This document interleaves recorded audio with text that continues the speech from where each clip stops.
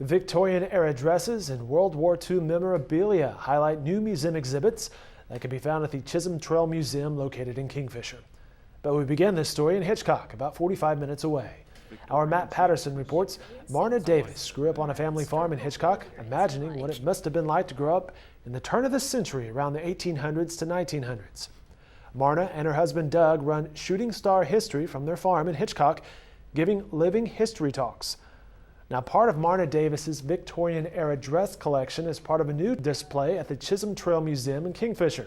It's an exhibit that will run through January. I've been collecting for about 20 years now. I started off with Buttrick pattern catalogs because I was trying to prove myself in the reenactment world and explain to people what the average real person usually wore.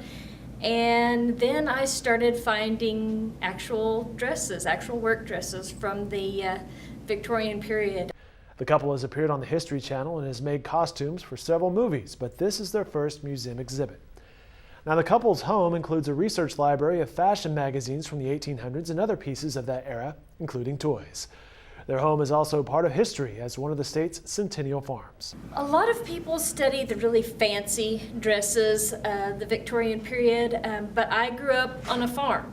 I grew up doing things, working. I grew up here in Oklahoma.